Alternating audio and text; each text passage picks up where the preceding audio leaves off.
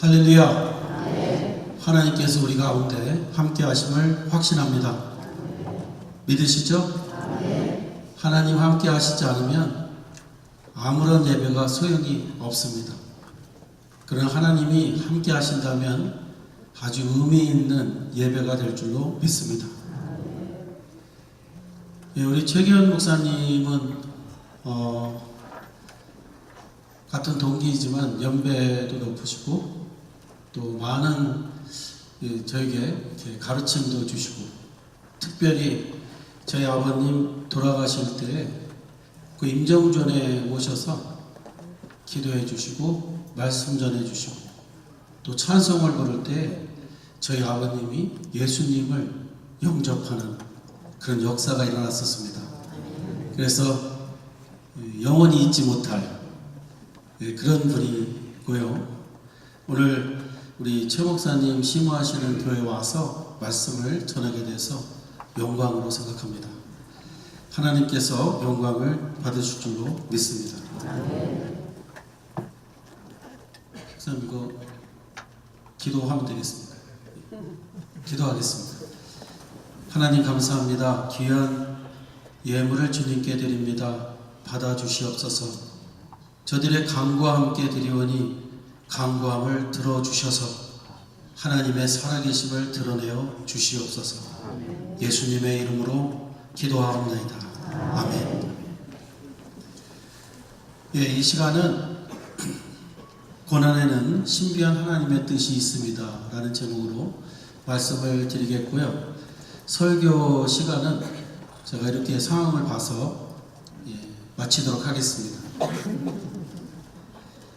우리 교회 참 충성스러운 안수 지사님이 계신데, 이분의 딸이 안 믿는 사람하고 결혼을 하게 되었습니다.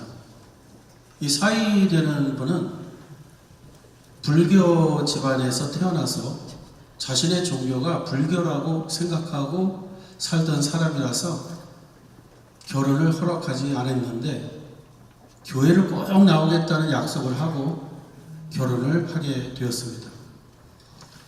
결혼을 했는데 교회는 나오는데 예수님을 믿어서 나오는 것이 아니라 장인 장모 때문에 교회를 나오게 된 것이죠. 성의가 없었습니다. 그런데 어느 날 그에게 어려움이 닥치게 되었습니다. 그것은 아이를 낳고자 하는데 아이가 생기지 않는 거예요. 그래서 1년 지나고 2년이 지났는데도 아이가 없어서 불안해하기 시작했습니다. 그래서 여러 방면으로 애를 썼는데 결국은 장모 되시는 분이, 그 집사님이 이런 말을 하였어요. 야, 기도해. 기도하면 하나님이 주셔. 믿으시죠? 그렇게 해서 우리 교회 많은 분들이 애를 낳거든요. 그래서 우리 교회는 애 낳는 것으로 또 유명해요. 왔다 그러면 애를 낳아요.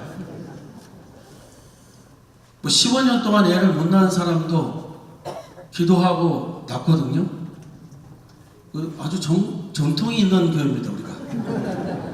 그런데 그러니까 그 장모 되시는 분이 또 기도하면 애 낳아. 그런데 기도할 생각을 안 하는 거예요. 그런 게 어디 있어요? 그 장모 되시는 분이 이렇게 말을 했대요. 이번에 우리 교회에서 새벽 부흥회가 있는데 20일 새벽 부흥회에 내가 가서 기도할 거야. 그러면 너희가 애를 낳게 될 것이고 하나님이 하셨다는 것을 너희가 인정하게 될 거야. 믿지 않더래요. 근데 이 장모님이 드디어 20일 새벽 부흥회에 참여해서 기도를 하기 시작했습니다. 자, 기도회가 마쳤어요. 어떻게 됐을까요? 애 가졌어요. 안 믿으시네. 애 가졌다니까요. 그래서 애 가진 그 날짜를 계산해 보니까 그 장모님이 기도에 들어간 그날, 그때에 잉태가 된 것으로 판명이 됐습니다. 할렐루야. 그런데 이 사람이 믿었을까요? 안 믿었을까요? 안 믿었어요. 이게 대단히 놀라운 일이지만 믿을 수가 없다. 이렇게 된 거예요. 그런데 아이가 태어난 후에 얼마 있다가 이 사위되는 분이 잘 다니던 직장을 그만두게 됐어요. 왜냐? 더 좋은 직장에 들어가기 위해서 그만둔 거죠. 그리고 아주 자신이 있었습니다. 오라는 데도 많았고, 그렇게 해서 직장을 그냥 탁 그만두고 이제 직장에 시험을 보게 됐는데 1차 통과, 2차 통과 너무 잘 됐어요. 그런데 문제가 뭐냐면 인터뷰에서 떨어졌대요. 그리고 문제가 발생됐는데 4개월 동안 직장을 가질 수가 없게 됐어요. 더 큰 문제는 대출을 받아가지고 집을 샀고 아이가 이제 태어나서 잘 길러야 되는데 재정적인 어려움이 온 겁니다. 이렇게 되자 갑자기 한 생각이 나더래요. 무슨 생각이 났냐면 결혼하기 전에 내가 그래도 교회 나와서 예수님 믿기로 했었는데 내가 안 믿어가지고 이렇게 되나 하는 이상한 생각이 들더래요. 그래서 이 사람이 갑자기 돌변하면서 예수님을 믿어야 되겠다 이렇게 해서 저에게 와서는 예수님을 구주로 영접을 할 테니까 세례를 주세요 이렇게 된 거예요. 그래서 세례는 당신이 원한다고 주는 게 아니고 잘 살펴보고 공부도 하고 이렇게 해서 줄 수 있다 해서 이제 세례 공부도 하고 세례를 받게 됐습니다. 그러더니 이 사람이 그 자기 와이프 되는 사람이 집사람이 11조를 내는 거 가지고 뭐라고 그랬는데 이렇게 묻더래요. 그 11조 어떻게 내는 거냐고. 그래서 11조는 이렇게 내는 거라고 그러니까 왜 직장 잃은 사람에게 나오는 연금 있잖아요. 그거 받아가지고 11조를 내기 시작했어요. 그리고 그런 교회에서 제2차 20일 새벽 부흥회를 하는 때에 어느 날 장로 옆에 가서 앉은 거예요. 그리고는 하나님께 기도하기 시작했어요. 하나님, 나에게 길을 열어주세요.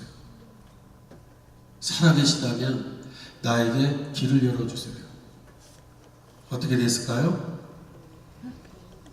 그가 기도하자 하나님께서 길을 여셔서 자기가 꿈에도 그리던 직장에서 연락이 온 거예요. 오라고. 시험도 없이 인터뷰도 없이 직장이 된 겁니다. 그 장인 되시는 분이 이렇게 말을 하였어요. 고난이 오니까 예수님을 붙잡게 되고 예수님을 붙잡으니까 하나님이 살아계심을 체험하게 되고 이제는 진지하게 예수님을 믿는 모습이 그에게 보인다. 이렇게 고백을 하였습니다. 제가 오늘 이 시간 이 말씀을 드리는 것은 인생은 고난이 와야 하나님을 붙잡게 되고 하나님을 붙잡음으로 하나님이 살아계심을 체험할 수 있다. 그래서 믿음의 사람으로 거듭날 수 있다 하는 것을 말씀드리기 위함입니다. 이런 이유로 오늘 본문은 우리에게 형제들아 너희가 여러 가지 시험을 만나거든 온전히 기쁘게 여기라고 말씀하고 있어요. 왜냐? 우리로 하여금 부족함이 없게 만드시는 역사가 고난을 통해서 오기 때문이라고 말씀하고 있는 것이죠. 성경 보면 발견하는 진리가 한 가지 있습니다. 그건 뭐냐면 하나님은 언제나 고난을 통과한 후에 귀한 열매를 주셨다는 것입니다. 그 증거로 성경의 믿음의 인물들을 다 살펴보면 고난 없이 열매를 맺은 사람은 한 사람도 없습니다. 아브라함을 보시기 바랍니다. 대략 75세쯤에 아들을 낳겠다는 약속을 받죠. 그로부터 25년 후에 100살이 될 때에 아들을 낳습니다. 그 25년을 생각해 보셨습니까? 얼마나 고난의 시간이었겠습니까? 이것을 믿고 25년을 그 나이가 먹은 사람이 견딘다는 것은 보통 고난이 아닙니다. 바로 그 고난을 통과한 후에 하나님은 그에게 약속대로 아들을 주신 것입니다. 그의 아들인 이삭은 어떻습니까? 블레셋 왕 아비멜렉에 의해서, 그 목자들에 의해서 많은 핍박을 받게 되죠. 우물을 파놓으면 빼앗아가고, 우물을 파놓으면 또 뺏어가고, 우물을 파면 또 뺏어갑니다. 이게 얼마나 큰 고난입니까? 그런데 놀라운 거는요, 하나님의 은혜로 파는 곳마다 우물이 터지는 거예요. 이게 하나님의 기적이죠. 이것을 보고 이 아비멜렉이 동맹을 요구합니다. 너랑 나랑 싸우지 말자. 이렇게 해서 평안한 삶을 살게 되는 것을 보게 됩니다. 고난을 통과한 후에 평안이 그에게 찾아온 것이죠. 그의 아들 야곱은 어떻습니까? 야곱도 역시 고난을 받게 되죠. 형 에서에게 쫓겨서 바담 아람으로 도망가서 20년을 삼촌 라반에 의해서 핍박을 받게 되죠. 그 후에 이스라엘의 12지파의 아버지로 서게 됩니다. 그의 아들 요셉도 마찬가지였죠. 종으로 팔려갔다가 고생을 하다가 국무총리로 바뀌어지는 역사가 일어나게 되었습니다. 이런 거 보면요, 하나님의 사람들, 쓰시는 사람들은 고난을 통과하지 않은 사람들이 없다는 것입니다. 그러면요, 하나님은 왜 이렇게 고난을 통과해야 열매를 주시는 것일까요? 딱 한 가지입니다. 하나님이 살아계신다는 것을 드러내기 위해서. 이것을 우리가 뭐라고 부르냐면 하나님께 영광을 돌리게 하기 위해서. 사람은요, 고난 없이 모든 게 잘 되면요, 하나님께 영광 돌리지 않습니다. 자신이 잘했다고 생각해요. 자신에게 영광을 돌리는 겁니다.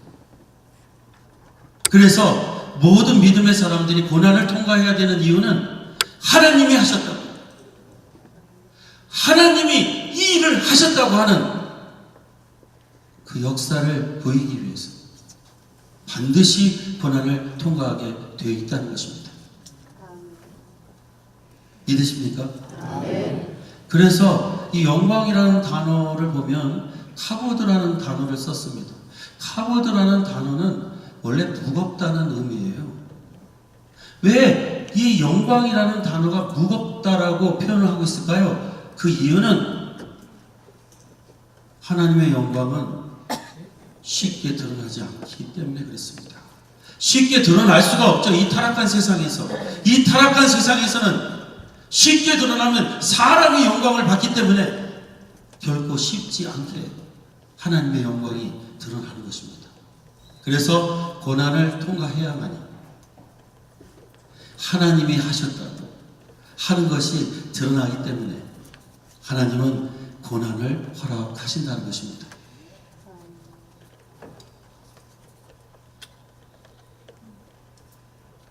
초대교회 때에 그러면 하나님께서 고난을 통해서 이루신 일이 뭐죠? 제가 이번 집회에 많은 간증을 할 것입니다. 근데 기본적으로 우리가 알아야 될 것이 있기 때문에 먼저 서론적으로 제가 말씀을 드립니다. 이 글이 쓰여진 그때 당시에 그 고난은 뭐였습니까? 예수님을 믿으면 재산 빼앗기고 핍박당하고 죽을 수도 있었습니다. 그런 상황에서도 기뻐하라고 말씀하고 있어요. 왜냐? 부족함이 없게 만드시는 일을 하나님이 하시기 때문이다. 이렇게 말씀하고 있는 것이죠. 자, 그러면 그때 당시에 그 핍박이 뭘 만들어냈습니까? 첫째, 핍박을 받으니까 믿는 사람들이 자꾸 다른 나라, 핍박받지 않는 다른 나라로 옮겨가기 시작했죠. 근데 몸만 옮겨간 것이 아니라 그들이 믿는 복음까지 함께 옮겨간 것이죠. 온 세상에 복음의 불을 붙이는 역할을 한 것이 핍박을 당하는 것이었다는 것을 우리에게 말씀해 주고 있는 것입니다. 두 번째는요, 핍박을 당하니까 초대교회 성도들은 하나님만 붙잡았어요. 그리고 하나님 말씀만 붙잡았어요. 그러다 보니까 순수한 교리, 순수한 신학이 거기서 나온 것입니다. 그 신학을 우리가 지금도 물려받고 있는 것입니다. 하나님께서는 고난을 통해서 여러 가지 귀한 일들을 만들어내셨다는 것을 우리는 잊지 말아야 될 줄로 믿습니다. 오늘 우리에게 고난이 온다면 이상한 것이 아니라 그 일을 통하여 하나님은 뭔가를 이루어 내신다는 거예요. 저는 먼저 제 삶을 돌아볼 때 고난은 우리에게 없었던 믿음을 구하게 한다는 것을 말씀드리고자 합니다. 인간은 고난 속에서 지푸라기라도 잡듯이 하나님을 붙잡게 되고, 그렇게 되면 하나님을 체험하게 되고 믿음이 생기게 됩니다. 저희 집은 1975년도에 아르헨티나로 이민을 가게 됐습니다. 그런데 우리를 초청한 분이 아주 특이한 분을 만나게 됐어요. 이분이 예수님을 믿는 분인데 뭐라고 연락이 왔냐면, 야, 아르헨티나는 믿는 나라이기 때문에, 거짓말한 거예요. 나중에 가보니까. 근데 믿는 나라이기 때문에 초청장을 받으려면 교회를 다녔다는 이명 증서가 필요하다, 이렇게 연락이 온 거예요. 그 무슨 말인지 아시겠어요? 자, 이제 어디로 이렇게 다른 데로 가면 교회를 다녔다는 증명으로 교회 이명 증서를 써줘요. 옛날엔 그랬어요. 그래서 우리는 그게 교회만 가면 그냥 띄워주는 건 줄 알고 교회를 갔어요. 그랬더니 그 목사님이 하시는 말씀이 뭐라고 하냐면, 6개월을 다녀야, 교회를 6개월을 매주 빠지지 않고 다녀야 이명증서 떼어줄 수 있대요. 근데 저희 집은 불교 집안이거든요.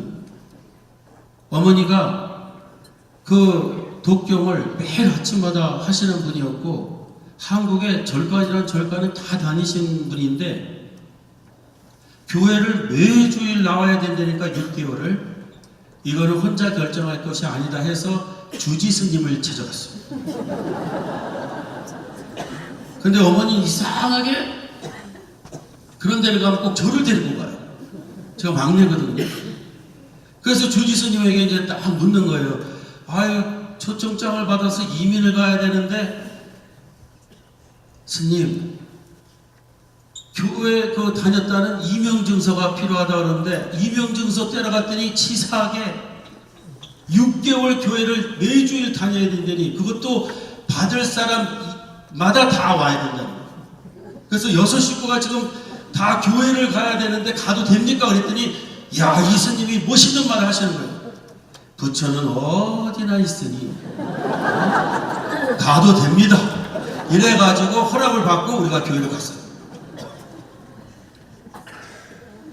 서울의 휘경동에 있는 어느 교회를 갔는데요. 이야, 이 목사님이요, 그날부터 설교를 하는데 돌변하는 설교를 하는 거예요. 무슨 설교를 하냐면, 사람이 절간에 가서 불공을 드린다고 구원을 받냐? 그러고 소리를 지르는 거예요. 아니, 사람이 복을 받기 위해서 절간에 가서 목탑을 두드린다고 되느냐? 이러고 소리 지르는 거예요. 그러니까 우리는 예배가 끝나면 나오면서 욕하기 시작하는 거예요. 세상에 저렇게 몰상식한 목사가 어딨냐? 아니, 우리 주지 스님을 봐. 교회를 가세요. 이명증서 받으세요. 이렇게 얼마나 점잖게 말해요. 근데 설교가 그게 뭐냐면, 이러면서요 6개월을 다니는데 이 목사님이 작심을 하신 것 같아요. 6개월 내내 그 소리를 하시는 거예요. 보통 분이 아니었어요. 보통 분이 아니셨어요. 그리고요, 정말 6개월 다 채우니까요, 이명증서 받았다니까요. 그래서 이명증서 받고서 초청장 받아서 이제 아르헨티나로 가게 됐습니다. 그런데요, 하시는 말씀이 뭐냐면, 어쩌면 이게 교회를 안 나가면 이제 임명증서 띄고 와서 아르헨티나 들어왔다고 교회를 안 다니면 초청장이 취소될 수 있다, 이런 얘기예요. 이 거짓말을 하는 건데, 처음에 이게 외국을 나가니까 잘 모르니까 이 쫓겨나지 않기 위해서 또 교회를 다니기 시작해요. 야, 어떻게 이렇게 다녀요? 근데 신기한 건요, 교회 다니는 게 아주 익숙해. 아주 익숙한 거예요. 왜 6개월을 그냥 꼬박꼬박 다녔으니까. 이렇게 이제 교회를 나가게 됐습니다. 그런 가운데 우리가 너무 고생을 하게 됐습니다. 어떤 고생을 했냐면, 그때 당시 1975년도에 보니까 아르헨티나가 페론 정부가 있었는데 이 국가 부도를 일으키고 도망가 버렸어요. 그래가지고 가져간 달러를 은행에다 두면 못 찾아요. 그래서 은행에다 못 맡기고 우리를 초청하신 분에게 맡겼어요. 이게 얼마나 위험하다는 걸 모르시죠. 이분이 참 믿는 분이시고 교회 안 다니면 초청장 안 준다는 분이었는데 거기다 갖다 맡겼는데, 이분이 이것을 가지고요 자기 집을 지어버렸어요. 그러니까 우리는 이제 거지가 된 거예요. 그 집에서 일을 하는데 겨우 쌀 정도 사고요, 반찬은 사지 못할 그런 임금을 줬어요. 그래서 우리가 3남1녀인데 이 3명의 이 아들들이 도레고라고 하는 시장에 가가지고 우리가 먹을 수 있는 걸 주워다가 먹기 시작했어요. 그렇게 6개월을 살게 됐습니다. 야, 아르헨티나로 갔는데 알지도 못하는 그곳에서 쓰레기통을 주워가지고 뒤져가지고 먹었는데, 그때 당시에 우리가 제일 먹을 수 있었던 게 뭐냐면 캐베지, 그러니까 양배추를 얼마나 6개월 동안 먹었는지 그게 제일 덜 썩는 것 같아요. 갖다 버렸는데도 안 써요. 그걸 가지고 계속 소금에다가 끓여서 먹었거든요. 그러니까 제가 그로부터 한 30년 후까지 양배추만 보면 이렇게 머리를 돌리는데, 집사람이 글쎄 시집을 와가지고서 그걸 제일 처음에 요리라고 내놔가지고 제가 한 번만 더 내놓으면 혼난다. 근데 지금 보니까요, 하나님이 그렇게 가난해도 좋은 것만 먹이셨어요. 양배추 좋은 거 아시죠? 좋은 것만 골라서 먹이신 거예요. 아무튼 이 양배추를 그렇게 먹는데 엉망이죠, 몸이요. 뭐 벼룩이가 뜯고 이래갖고 엉망이 됐어요. 근데 저희가 출석하는 교회 목사님이 성도 중에 우리같이 가난한 사람이 있다는 말을 듣고 신방을 오신 거예요. 저의 모습을 보고는 너무 말라있고 벼룩이에게 뜯겨있고 홍역에 앓는 사람처럼 돼 있으니까 목사님이 눈물을 흘리면서 기도를 해주시고 고기라도 사 먹으라고 돈을 좀 주시고요. 가시면서 이런 말씀하셨어요. 이게 중요한 말이죠. 저희 어머니를 붙잡고 하는 말씀이, 자매님 너무 급하면요 하나님을 부르세요. 하나님이 도와주실 겁니다.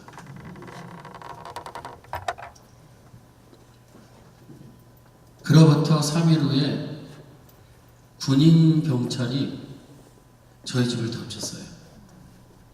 총을 들고 갑자기 문을 차고 들어오더라고요. 이유를 보니까 우리가 주인 허가 없이 사는 거래요.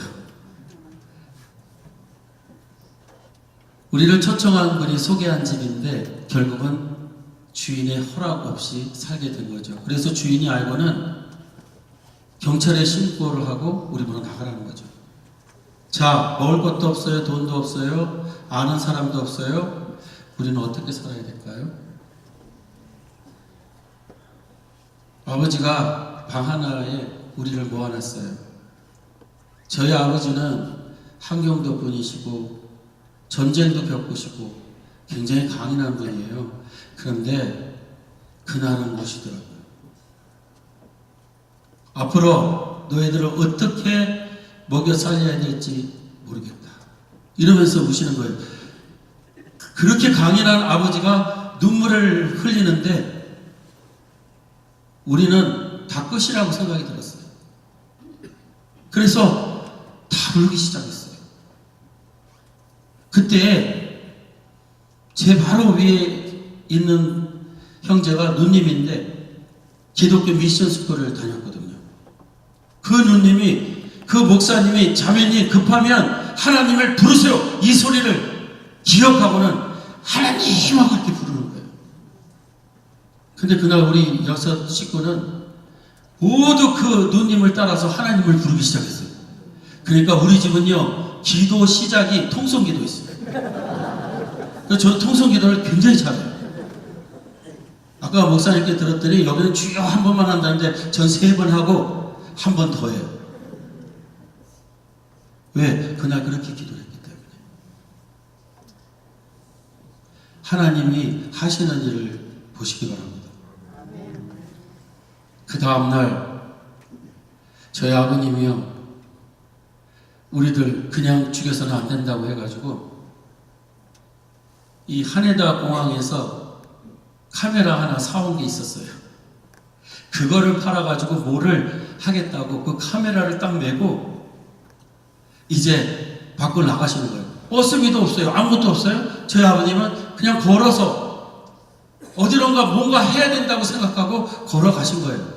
근데 어느 지점쯤 가니까 한 한인 여성이 앞쪽에서 오더래요. 서로 마주치자 그 아주머니가 이렇게 묻더래요. 혹시 한국 분이신가요? 네, 한국 사람입니다. 아니 그런데 한국 아저씨가 왜 이 아르헨티나 이 부에노스아이레스에서 이 한 길에서 울고 다니세요? 이렇게 돼갖고 저렇게 돼가지고 우리가 다 죽게 됐다고. 뭔가 해봐야 되는데 어디로 가야 될지도 모르고 이렇게 됐다고. 그랬더니 이 아주머니가 하시는 말씀이 너무 오늘 잘 만났다고. 너무 오늘 잘 만났다고. 왜? 자기 옆집에 한인이 살고 있는데 이 사람이 갑자기 볼리비아로 이사를 가야 돼서 누군가 한 가족이 와서 이 집을 봐줘야 될 분이 필요하대. 당장 와야 된대. 당장 우리잖아요, 그죠? 그래가지고 그 집을 가게 됐어요. 그런데 그때 당시에 1975년도는요, 이민을 가려면, 아르헨티나 가려면 8번에서 9나라를 거쳐서 가야 돼요. 그러니까 가는 도중에 이민짐 다 잊어버렸어요. 아무것도 없는 거예요. 근데 그 집에 들어가니까 딱 몸만 가셨어. 다 있는 거예요. 할렐루야. 하느님이 부르니까 도와주신 거잖아요. 여기서 끝나면 심심해서 안 돼요. 이 이야기는 좀 롱 스토리예요. 우리를 그 집까지 데려간 아주머니가 물어요. 앞으로 뭐 해 먹고 살 겁니까? 대책이 없어요. 돈도 없어요. 아무것도 없어요. 아유, 잘 됐네. 우리 집에 3년 전에 봉제 기계, 이 바느질하는 기계를 5대 사놨는데 아직까지 뜯어보지도 못했대. 근데 이 식구를 보니까 환상적으로 맞는다는 거예요. 6명인데 한 명은 시다가 뭔지 알죠? 이 실밥 떼고 막 이런 거 정리하는 사람이잖아요. 한 사람은 정리고 5명이 딱 맞게 기계가 있다는 거예요. 완벽하게 구비가 됐다는 거예요. 이거 할 줄 알겠냐 그랬는데 우리를 초청한 집에서 일을 했는데 무슨 일을 배웠냐면 봉제 일을 배운 거예요. 그래가지고 딱 맞아 떨어져서 이제 그 기계를 가지고 일을 하게 됐어요. 일감을 구해보는 것도 다 이분이 알려줬어요. 자, 우리가 그냥 첫 시간을 지낼 수가 없었죠. 우리 보고 급하면 하나님 부르라고 하는 목사 목사님을 초대해서 예배를 드리게 됐죠. 지금 보니까 그게 계엄 예배더라고. 계엄 예배를 드린 거예요. 그러니까 뭐 찬송도 모르고 그러니까 그 목사님이 첫 번째로 가르쳐 준 노래가 뭐냐면 나의 갈 길 다 가도록, 이거를 가르쳐 주셨는데, 이야, 이게 부를수록 은혜롭더라고요. 예? 한번 불러야 되는데 지금 제가 목이 너무 안 좋아서. 그 노래를 부르면서 콧물 눈물 다 쏟으면서 우리 가족이 하나님께 예배를 드리게 됐습니다. 이렇게 해서 저희 집은 고난을 통과하면서 그 불신 강한 집안이 예수님을 믿게 됐습니다. 제가 그때 알게 된 게 있어요. 이전까지는 주님을 알지도 못하고 찾지도 못하고 좋은 일도 해본 적도 없지만 누구든지 주의 이름을 부르면 주님은 불쌍히 여기셔서 붙잡아 주신다는 거예요. 응답하신다는 거예요. 믿습니까? 하나님은 살아계십니다. 한국에만 살아계신 게 아니라 저기 아르헨티나에도 살아계시다. 믿습니까? 그 하나님께서 하시는 일을 보세요. 어떻게 그렇게 탁탁 맞아 떨어져요? 그런데요, 여기서 이야기가 안 끝나요. 이게 제가 길다고 그랬잖아요. 이 이야기가 라이프 스토리인데, 그죠? 자, 그로부터 42년이 지났습니다. 많은 세월이 지났죠. 그동안 저는 미국에 와서 목사가 되고 이제 교회를 개척하고 뉴욕에서 목회를 하기 시작했는데요. 어느 날 우리를 전도한 그 목사님이 뉴욕에서 목회를 하신다는 소리가 들리더라고요. 그래서 제가 전화를 드렸어요. 우리 전도하신 분이요? 암흑의 집안에 누군데 제가 막내 아들인데 기억하십니까? 하고 이종식 목사입니다. 그랬더니 이 목사님이 하시는 말씀이, 글쎄 내가 그 이름을 많이 들었는데 그 집의 아들인 줄은 몰랐다는 거예요. 그러면서 이분이 하시는 말씀이, 그 집의 막내 아들이 목사가 된 거고 그 목사가 이종식 목사냐고 이러면서요, 자기 교회에 집회에 저를 초청했어요. 그래서 제가 거기에 가서 바로 이 간증을 한 거죠. 그러니 이분이 눈물을 그냥 막 쏟으면서 너무나 감격해 하시는 거잖아요. 자신의 전도한 그 가정이 예수님을 이제 믿게 될 뿐만 아니라 그 집의 막내 아들이 목사가 됐는데 자기 귀에 알려질 정도로 목회를 꾀하는 목사라는 말씀을 듣고 너무 감동을 하셨어요.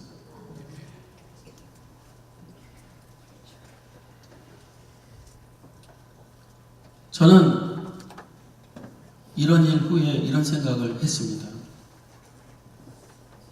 만일 우리를 초청한 그런 분을 우리 가정이 만나지 않았다면 우리는 예수님을 믿을 수가 없었을 것이다.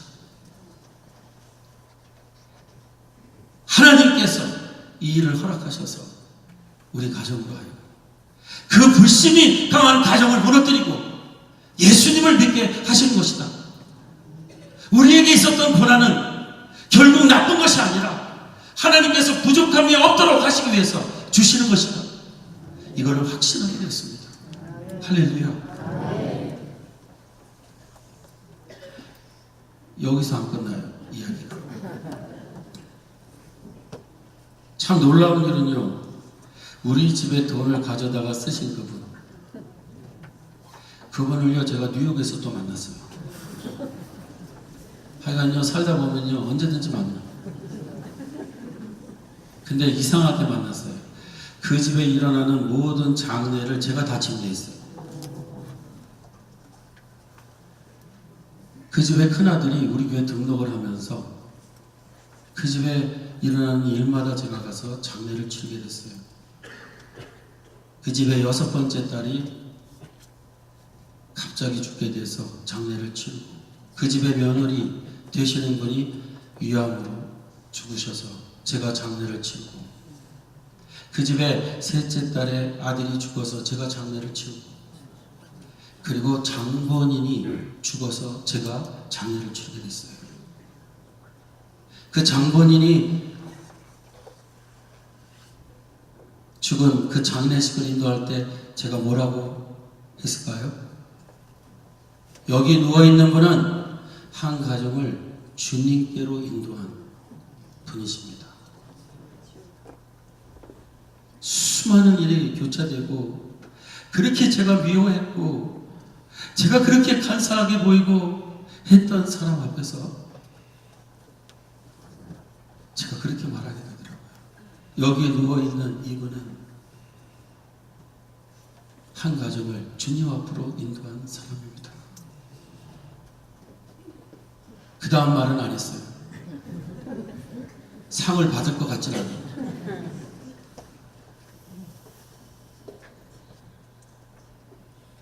그러면서 요셉의 이야기가 생각나더라고요. 자기를 종으로 판 자들이 형제인 줄 알았는데 하나님이었다고. 사람들은 악하게 나왔지만은 하나님은 그것을 선으로 바꾸서 수많은 생명을 구원하기 위해서 하신 것이라고. 오늘 사랑하는 성도님들, 내 일생에 사람 잘못 만났다고 생각하신다면 그렇게 생각하지 마시고 뭔가를 하나님께서 이루시기 위해서 허락하신 것임을 기억하면서 기뻐하면서 감사함으로 나가야 될 줄 믿습니다. 이런 이유로 오늘 본문은 너희가 여러 가지 시험을 당하거든 온전히 기쁘게 여기라. 왜? 그 고난은 결국 우리로 하여금 부족함이 없게 만드시는 하나님의 역사가 있기 때문이라는 것을 말씀하고 있는 것이죠. 믿습니까? 뭐 사람 사는 것은 다 똑같다고 생각합니다. 우리 성도님들 이곳에 사시면서도 어려운 일이 많이 있으시죠? 사람 잘못 만나서 고생하신 적도 있으시죠? 그러나 결코 우연이 아니고 하나님의 섭리 가운데 모든 일은 진행되고 있음을 확신하면서 믿음으로 전진하는 우리가 되기를 주의 이름으로 축원합니다. 제가요 준비는 굉장히 많이 했는데 언제 끝내야 될지 모르겠어요. 목사님 저기 조금 더 해도 막 뛰어 넘어가요 지금요. 그 다음으로 고난이 우리에게 부족함이 없게 갖추게 하는 것은 하나님의 말씀을 따라 살게 하는 것이다. 그래서 하나님의 말씀을 따라가다 보면 아름다운 열매를 맺게 되니까 고난이 올 때 우리는 안 지켜보던 하나님 말씀을 한번 따라보자. 이렇게 해서 우리는 하나님을 체험하게 되는 거죠. 그래서 다윗은 시편 119편 71절에서 이렇게 고백하죠. 고난당한 것이 내게 유익이라 이로 말미암아 내가 주의 율례들을 배우게 되었나이다. 하나님의 율례를 배운다는 것은 그 말씀을 따라 사는 삶인데 그 말씀을 따라 살기 시작하면 인생은 아름다운 열매를 맺게 되는 것이죠. 인생이 아름다운 열매를 맺지 못하는 이유는 말씀을 따라 살지 못하기 때문이죠. 그런데 평안할 때는 그 말씀을 따라 살지 못하게 됩니다. 그런데 어려움이 오면은 이 말씀에도 붙들어 볼까 하다가 하나님을 체험하게 되는 것이죠. 그래서 하나님 말씀을 순종하며 살게 되는 것입니다. 믿으시죠?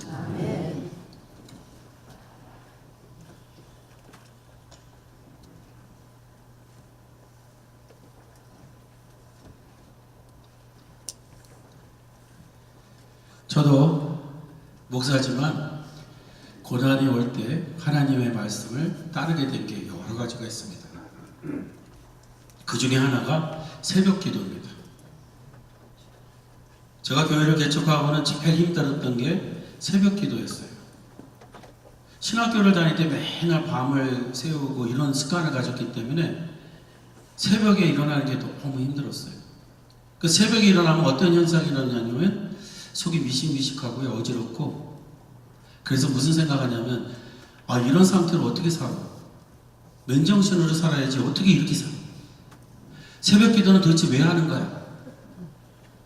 아니 적당하게 자고 하면 좋을 텐데 새벽 기도는 왜 해? 그런데요, 뉴욕의 풍토가 안 그래요. 교회마다 다 새벽 기도 하는데 우리만 안 해봐요. 사람들이 이상하게 생각할 거잖아요. 아니 제가 그랬다고요. 그래서 새벽 기도를 했어요. 그런데 새벽 기도를 그런 식으로 하자니까 얼마나 힘이 들어요.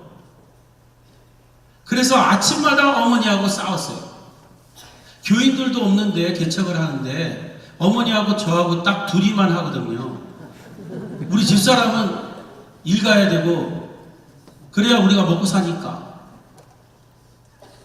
그러니까 딱 둘만 하는데 제가 어느 날 너무 피곤해갖고 어머니 오늘 하루는 쉬지요. 아니 어차피 어머니하고 나하고 둘인데 아무도 없는데 오늘 하루 쉬죠. 그러면 뭐라 그러시냐면 야 그러다가 누구라도 들어와봐. 목사가 없으면 어떡해. 그러니까 제가 그래요? 그럼 가죠 뭐. 그런데 어머니 설교만은 하지 않게 해주세요. 어머니 혼자 놓고 설교하기가 얼마나 힘든지 몰라요.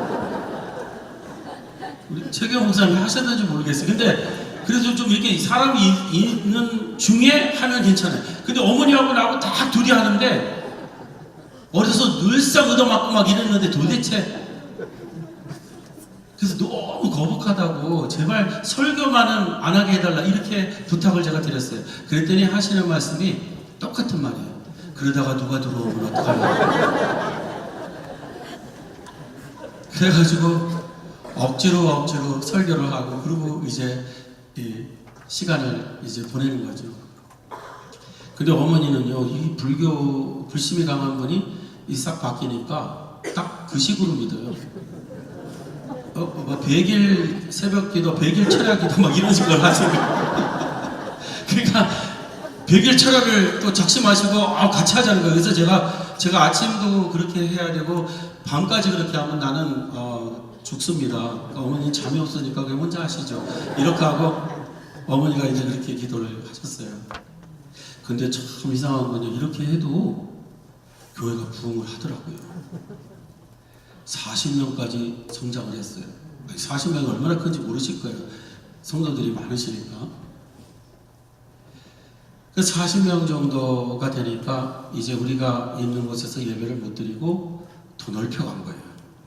넓혀가니까 렌트, 그러니까 뭡니까 월세를 내고 빌렸으니까 돈을 내야 되는데 이제 조금 더 올라간 거예요. 한 3,300불 정도를 이제 월세로 내게 됐어요. 근데 이것을 빌려주는 분이 주희 씨였어요. 그 유대인이었어요. 할머니, 80살 먹은 할머니인데 얼마나 꼬장꼬장하신지 계약서에다 뭐라고 썼냐면 하루라도 월세를 그 마감일을 넘기면 차압을 시킨대요.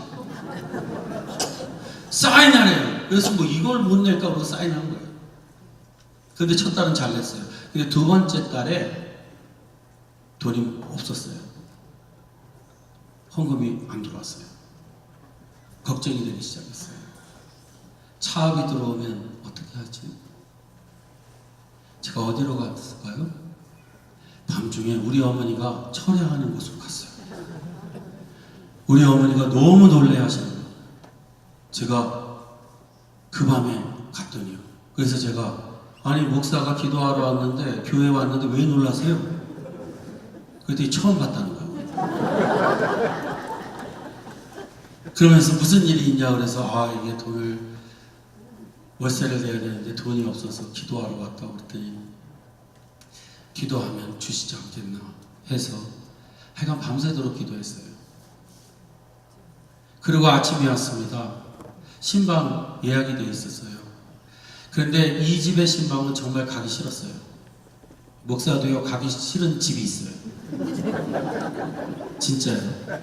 왜 가기 싫었냐면요. 이분은요 꼭 신방 오라고 그래갖고 이상하게 입이 말하네. 신방 오라고 해놓고 꼭 심부름을 시켜요. 심부름을 시켜도 이상한 심부름을 시켜요. 뭐 목사님 모시는 중에 어느 마켓에 들려서 부추한다. 콩나물 몇 봉지 이런 걸 시키는 거예요. 그러니까 그 집은 가기 싫은데 그날은 이상하게 그런 심부름 안 시키고, 목사님 중화요리 저런 집이 있는데 그걸 대접하고 싶다는 거예요. 그래서 야, 이상하다, 오늘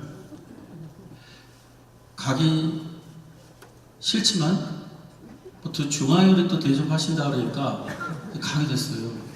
가는데 무슨 중화요리는 거기 이런 데가 있어요. 이 미국에는. 여기도 그런 게 있는지 모르지만 그 중화요리, 그 중국 사람이 요리를 하는데 거기서 앉아서 못 먹고 이렇게 싸가지고 가는 거예요.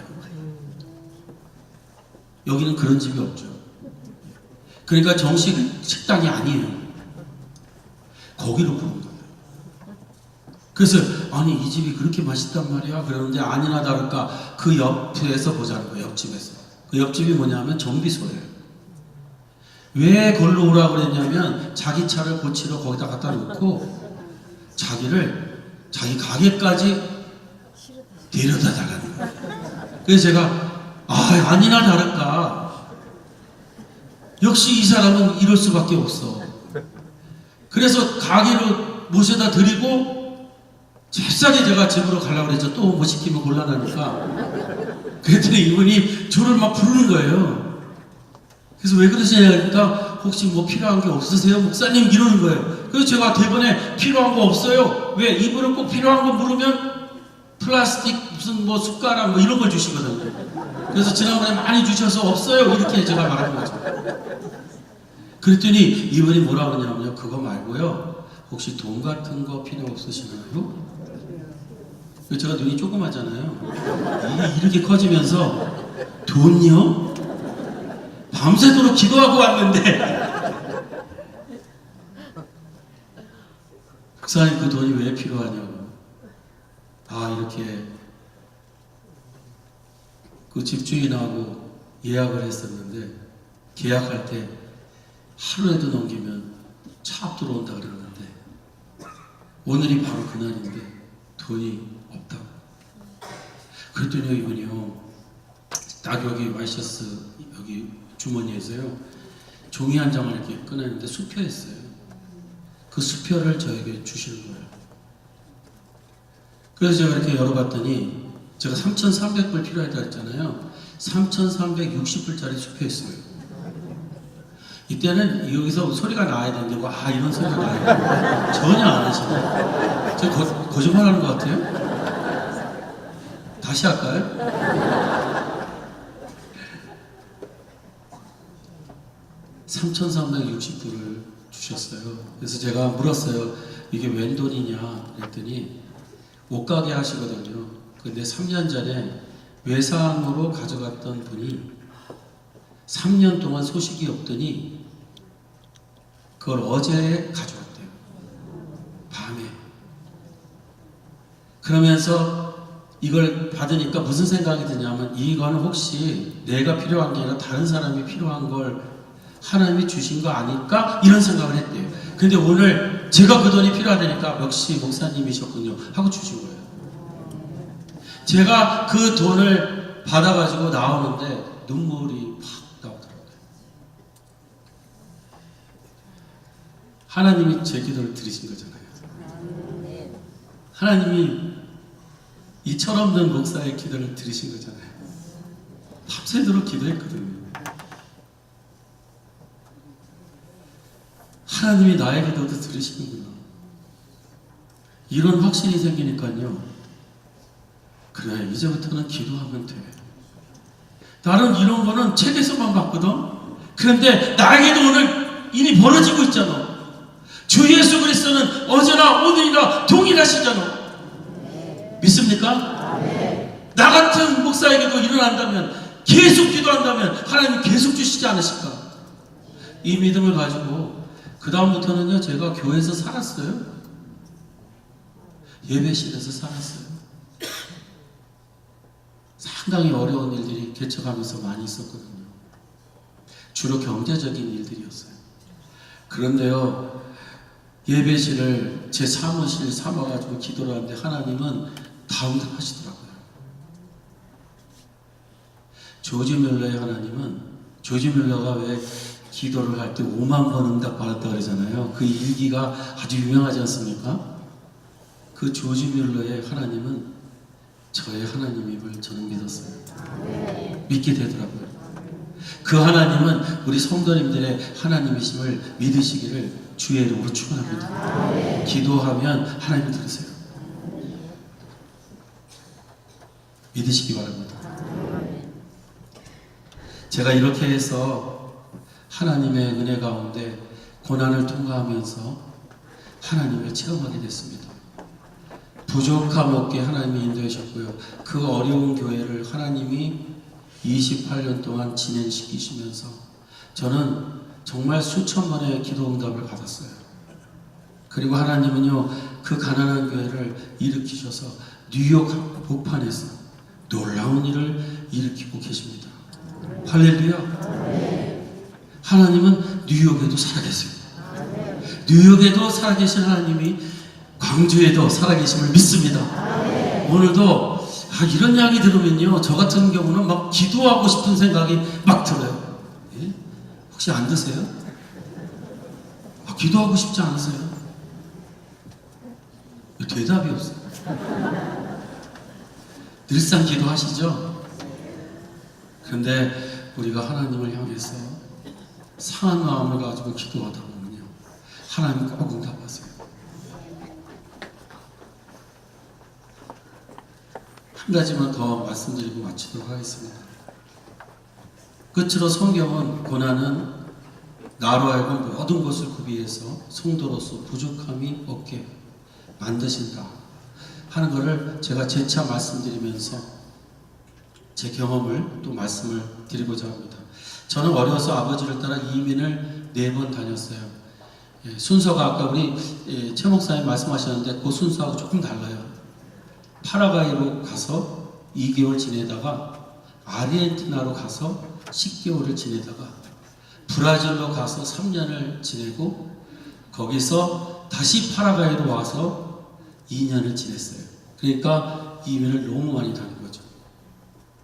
저는 그렇게 다니면서 제가 공부할 나이에 공부를 하기가 어려웠어요. 왜? 스페니시 공부하다가 갑자기 또 포르투게스로 바뀌고 포르투게스 공부하다가 또 스페니시로 바뀌고 뭐 이러니까 제 인생은요 다 그냥 진짜 다 꼬였어요. 친구를 사귀만 하면 또 빠이를 해야 되고요. 인생이 그렇게 어려웠어요. 왜 이렇게 이민을 다니셨냐면요, 우리 아버님 목표가 미국이었어요. 그러니까 돈을 버는 것이라면 그냥 가셔서 돈을 벌다가 이제 이민증도 안 부르셨어요. 미국이 목표셨어요. 그래서 계속 이민만 다닌 거예요.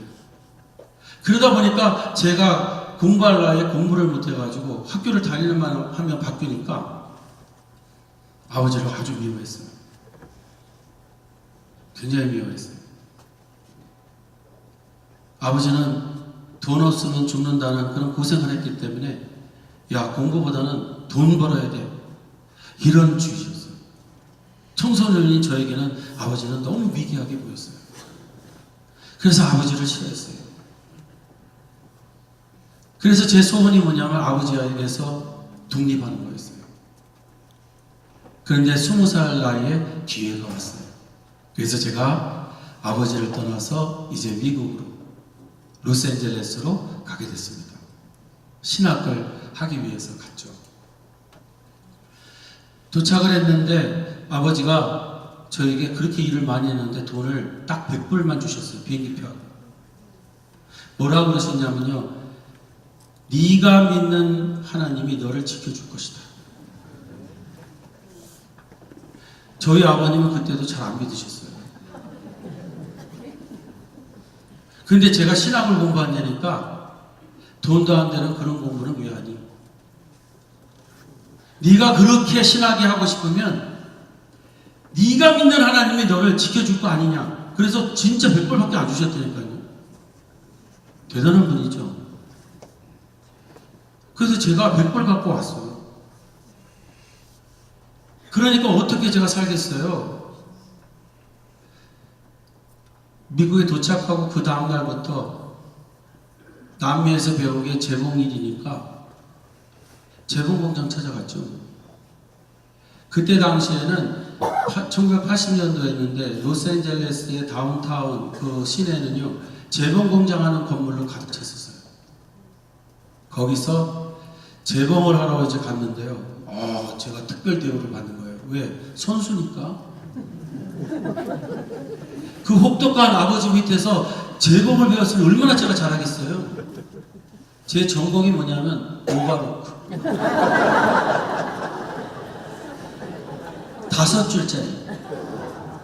이렇게 말하면 못 알아들으시나요? 근데 이렇게 보시면요, 뭐 셔츠나 이런 데 보면은 이렇게 된 그 바느질이 있어요, 그죠? 거기에 줄 하나가 더 있어요, 이렇게. 그게 린다 로커라 그러는데 제 전공이 그 5줄짜리였어요. 제가 없으면 옷이 안 돼요. 제가 해야 옷이 이 형상이 나오는 거예요. 그거를 한 장당 뭐 30 몇 초, 40초에 한 장씩 만들어냈으니까 선수죠, 저는. 그러니까 가는 곳마다 우대를 받고 스페셜리스트가 돼갖고 이게 문제 있는 집 가가지고 그걸 해주면 돈을 많이 버는 거예요. 그때 처음으로 아버지가 이렇게 고맙게 생각했어요. 바느질을 배우게 하셔서 이 기술은 어디를 가도 나는 살 수 있어. 이런 확신이 생기더라고요. 그래서 그때 무슨 생각을 했냐면 이것만은 참 잘 가르치셨네. 그리고는요, 나중에 신분 문제가 이제 그 신분 문제가 없었었어요. 그때 당시에는 제가 공부를 하러 갔다가 돈이 없으니까 비자가 죽고 그러니까 신분 문제가 없다가 신분 문제가 이제 해결이 됐습니다. 그리고 이제 미국 신학교, 웨스트민스터 신학교를 들어갔어요. 근데 이상한 거는요, 헬라어가 쉽고 히브리어가 쉬운 거예요. 어떤 분은 헬라어 하나 공부하는 게 다른 과목 다 공부하는 것보다 더 어렵다고 어떤 미국 분은 말씀하시더라고요. 근데 저는 그게 너무 쉽더라고요. 그래서 이게 왜 쉽나 그랬더니 아버지가 여러 나라를 막 들고 다니면서 언어를 그냥 아무거나 막 배우게 하셔가지고 능력이 생긴 거죠. 그래서 야 이거 봐라, 이것은 아니 그냥 제가 보던 학문 같아요. 그 참 쉽게 공부했어요. 헬라어, 히브리어. 영어도 안 믿으실지 모르겠는데 제가 6개월을 학원 다니고 대학원에 갔어요. 그러니까 얼마나 빨리 배웠어요. 말은 못하지만 말은 못하겠더라고요. 근데 읽고 쓰는 거는 할 수 있겠는데 말은 이게 연습이 많이 필요한 것 같아요. 그러면서 제가 생각을 했어요. 아버지가 나를 참 잘 훈련시키신 거구나. 그래서 제가 요새도요, 스페니시 책을 읽으면서, 그 중남미 선교를 하고 있어요. 그리고 한 가지 더는요, 목회를 하면서 제가 이야기거리가 너무 많더라고요. 30대 초반에 개척을 했는데 이야기가 너무 많은 거예요. 이 이야기는 다 어디서 나온 걸까요? 이민 다니면서 산 경험이잖아요. 그러면서 이전에는요, 제가 믿는 아버지를 둔 사람들을 되게 부러워했거든요. 나는 최고로 못난 나쁜 아버지를 만났다고 생각했어요. 근데 어느 날요, 갑자기 느껴지더라고요. 하나님이 나에게 베스트, 최고 좋은 아버지를 주셨구나. 그래서요, 아버지 무덤을 하루는 제가 찾아갔어요. 무릎을 꿇고요, 하늘에 계신 아버지를 향해서 사과를 드렸어요. 그리고 주님 앞에서 회개를 했어요. 나에게 최고 좋은 아버지를 주셨는데 나는 그 아버지를 미워했고 나에게 가장 안 좋은 아버지를 주셨다고 원망했거든요. 사랑하는 성도님들, 주 안에서는 모든 것이 합력하여 선을 이루신다는 것을 믿는 우리가 되기를 주의 이름으로 축원합니다. 내 부모는 나에게 해준 게 없어. 아니고요. 하나님은 그 부모를 통해서 우리에게 놀라운 일을 행하셨음을 믿습니다. 오늘 이 시간 원망과 불평을 내려놓고요. 모든 것을 완벽하게 인도하시는 하나님께 최고의 영광을 돌리는 우리 모두가 되기를 주의 이름으로 축원합니다. 하나님은 실수가 없으신 분입니다. 믿으시죠? 하나님은 절대로 실수가 없으세요. 하나님은 완벽하신 분이십니다. 하나님은 모든 것을 하실 수 있는 전능하신 하나님이십니다. 믿으시죠? 오늘 그 하나님을 향해서 놀라운 찬양과 기도가 있는 귀한 시간이 되시기를 주의 이름으로 축원합니다. 기도하겠습니다.